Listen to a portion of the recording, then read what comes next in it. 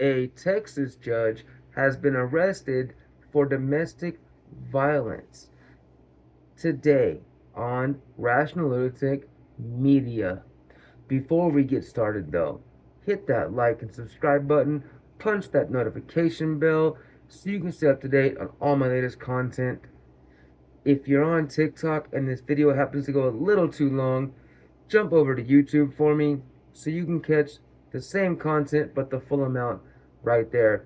And if you are interested and really want to know about disgusting pigs, judges, officials doing really disgusting things, jump over to my Patreon that's linked to my YouTube. For $5 a month, members only, you can get my Not Safe for Life news. When I say not safe for life, I mean that wholeheartedly. These are stories you kind of have to have a strong stomach to listen to. I think they should be told, they should be exposed, but I also understand that probably most people don't have the stomach to listen to them. So that's why it's members only, $5 a month. Now, with that being said, let's get into this one, shall we? Now, I know Texas is kind of, you know, its own little entity. We all know Texas is a little bit different. And I really think this, I mean, when I say that, real quick, when I say that, what I mean is they take care of their own. And by that, I mean their own officers, judges. They really take care of their own. And I really think this story enlightens that. But I'll let the story speak for itself. So let's get into it. Now, this report was written by literally called The Texan News, read to you by yours truly, as always, of course. Harrison County judge has been arrested and charged with domestic violence and suspended by state judicial commissions.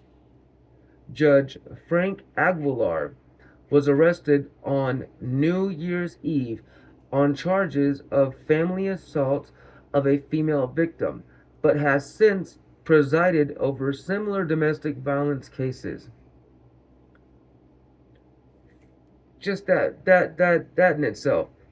Does that make sense to you? Does someone who is charged with domestic violence, do you think they should be able to reside over cases that they're basically in, like, just like theirs, like they're guilty of? Does that make any sense to you? I don't know. Doesn't seem right to me, but just my opinion.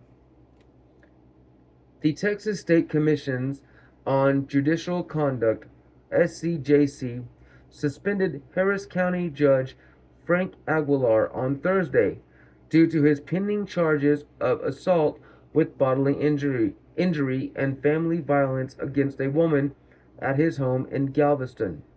Aguilar will be suspended with pay until his charges have been adjudicated.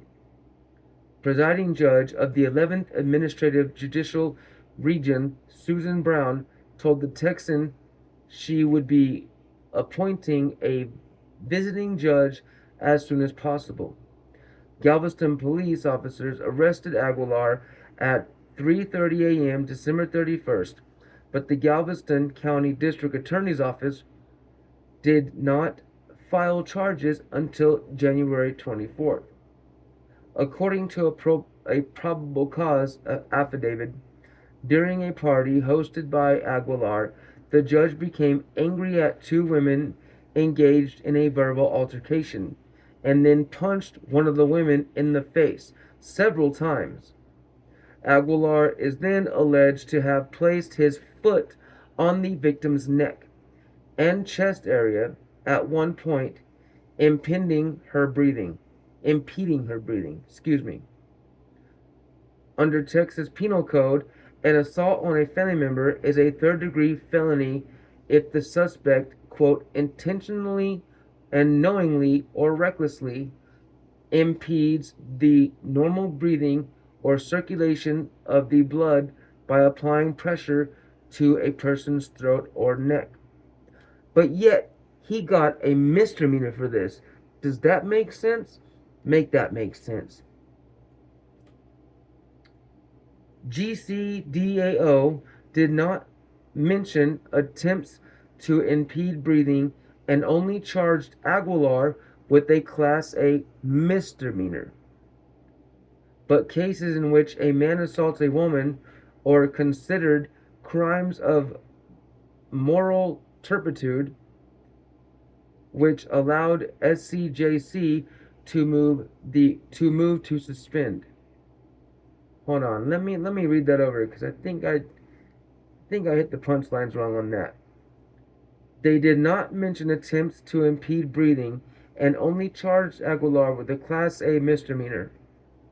But cases in which a man assaults a woman are considered crimes of moral turpitude, which allows SCJC to move to suspend.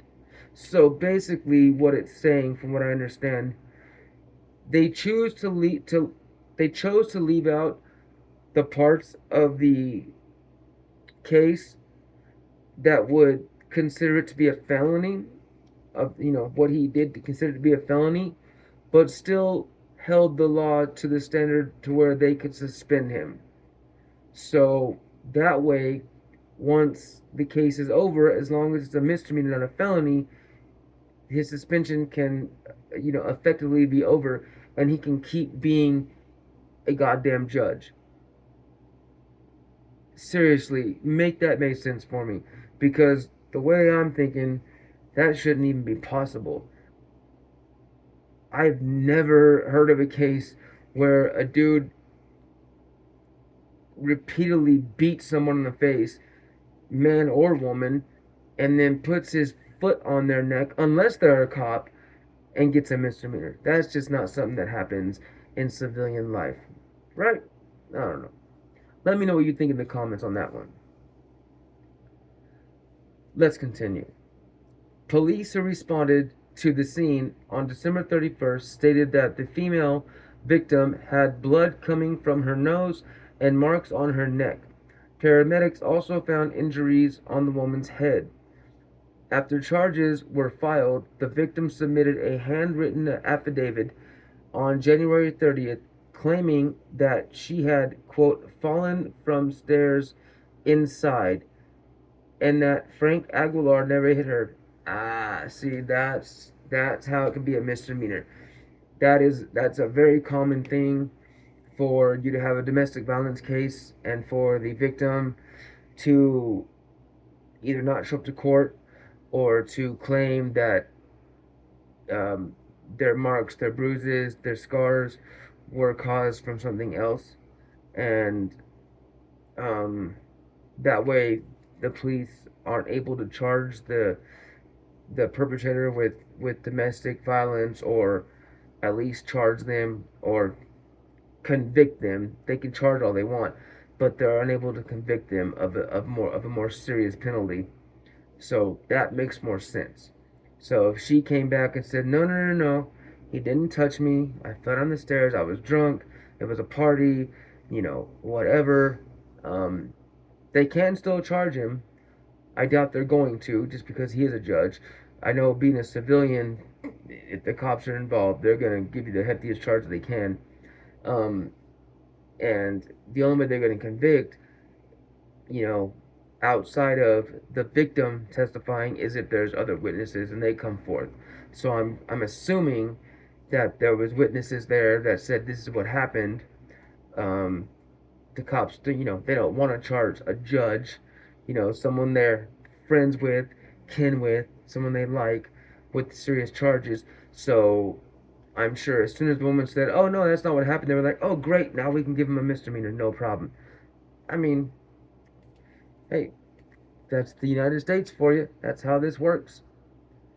but let's go on. She also claimed that EMS had coerced her into making false statements and that they had invaded her privacy by taking her phone. Okay, have you ever heard of EMS, emergency services? The people in the ambulance coerce anybody into making false statements? EMS isn't the investigators. They're not the one asking you those questions. They're asking you what happened so they can help you. They're asking you, what hurts so they can help you. But I've never in my life ever seen an emergency service worker say, investigate a crime. You know what I mean? Unless like it's against like a child being abused or something like that. Then I've seen cases where an EMS worker will, you know, try to kind of mother or father over a child and just understand what happened to that child to make them feel safe, but never investigate a crime. Like that makes no sense. But whatever. So apparently EMS coerced her into making a statement, false statement, and then took her phone, which is another thing they don't do that I've ever seen. The victim added that she had taken sleeping medication and could not remember what she told 911 operators. She probably had a pretty severe concussion if he was repeatedly beating her in the face and the back of the head and putting pressure on her throat. I can only imagine what kind of memory loss comes with that. The female victim also has pending charges of family assault stemming from an event at the same address earlier in 2023, but her victim is only listed as John Doe by the GCDAO.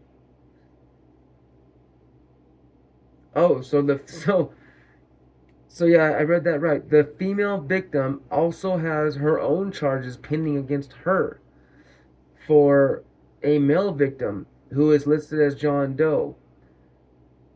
I'm starting to think this is a couple and they have domestic violence issues between each other. So that would make sense why she would want to press charges.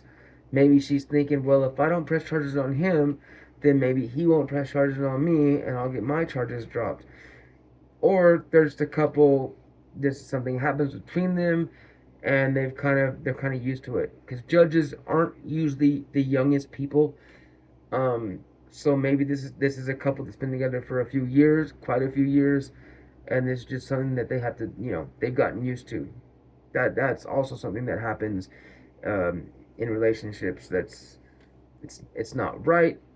It's not to be condoned, but it's it's somewhat to be understood because I mean, let's just be honest. Relationships are hard. They're not easy. We all have to understand our partners and put up with some things that we may not be okay with. But when you love someone, you love someone. The heart, you don't get to choose what your heart chooses. That's your heart's business, and you kind of either accept it or walk away. And I want to say most of us choose to accept it because you know what comes to mind is I want to say love outweighs most things. I won't say everything, but love does outweigh a lot of things. And if you believe you have something you can work on and you can work through, then there's reason to fight. Then more power to you. Um, but that's just how it goes. I mean, domestic violence is a really big deal, especially in this country. But so is divorce. So is broken relationships, broken marriages, broken families. So it's really hard to walk away from something that you really feel and believe in your heart is the right thing for you. Like, forgetting he's a judge, it I don't know. It's kind of a hard one to call. You know what I mean? Being on the outside looking in, it's easy to say, "Oh, just leave that person." Good for each other. You guys obviously get physical. You guys can't handle each other. Whatever. But once you're in that situation, it's a whole different ball game. You know. But again, that's just my opinion. If you feel differently, let me know. Let's talk about it.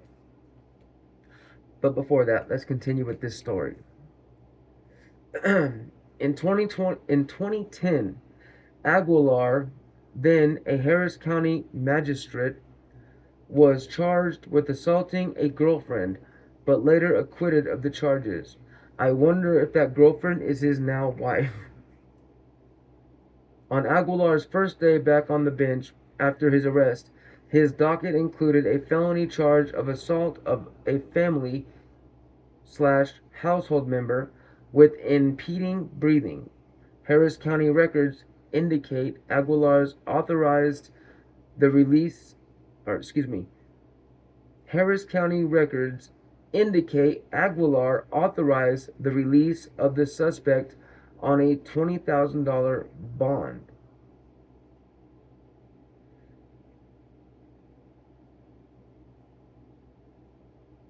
Oh wow. Okay, so what it's saying there, so when I read that at first, I thought it was saying after he was back on the bench, he was accused, or he got a felony for assault on a family member, um, including impeding their breathing. But no, no, no. What it's actually saying is on Aguilar's first day back, meaning after he was done with the suspension, his first day back on the docket means on his case load,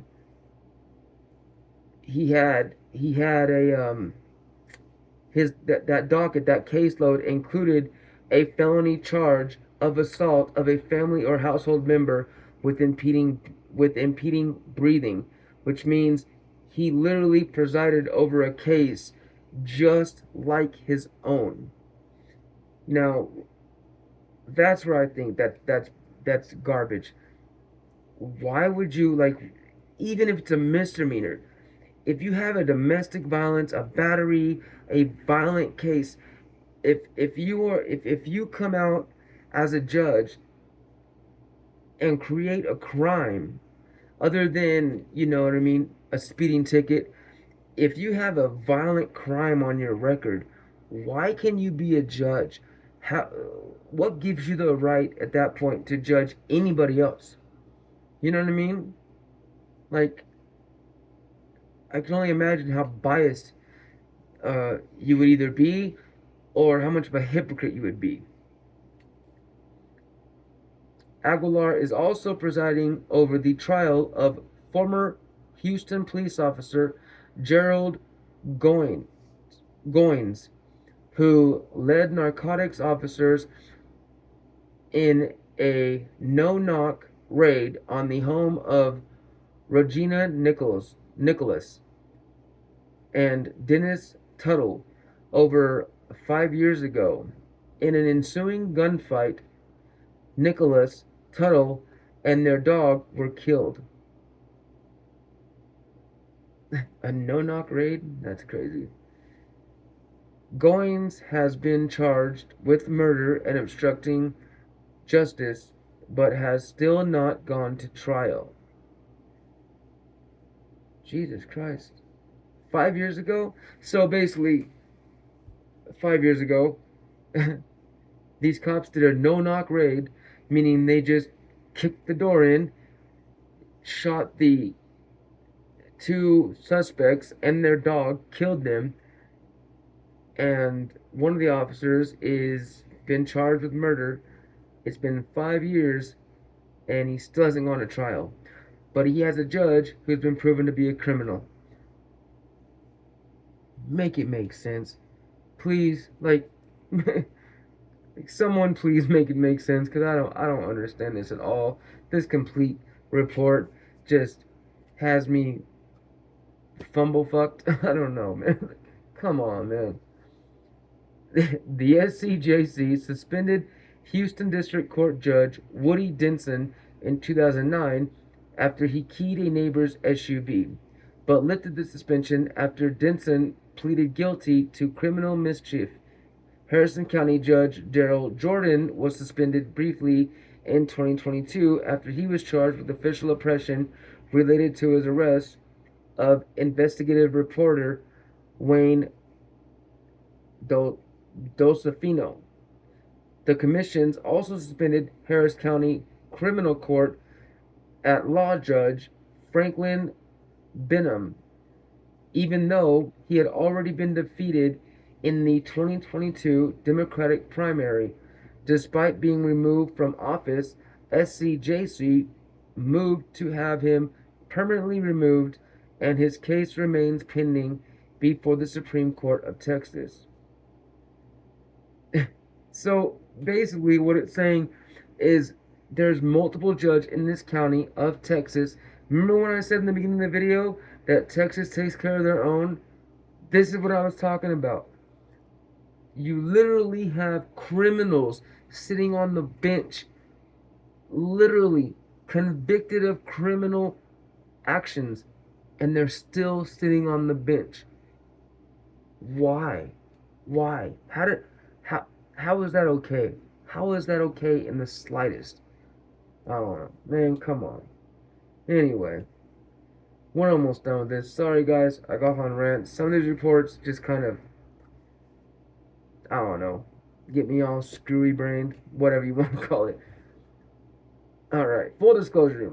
Unlike almost every other media outlet, the Texan is not beholden to any special interests, does not apply for any type of state or federal funding, and relies exclusively on its readers for financial support. So that you know, I'm glad I found this.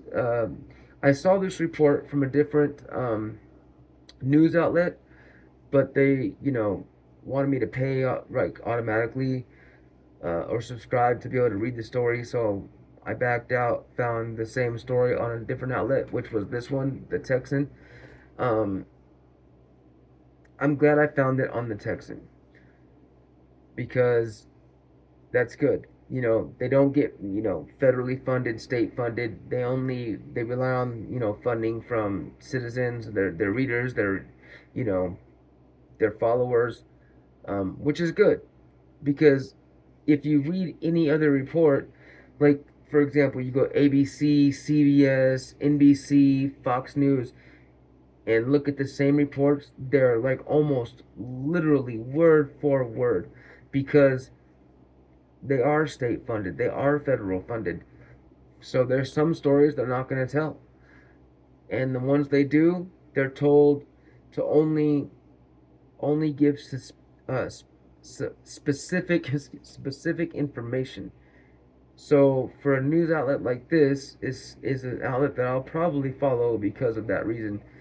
Um, they're gonna give you the story they want to give you. They're gonna report on the news they want to report, and they're gonna report it in the way they want to report it.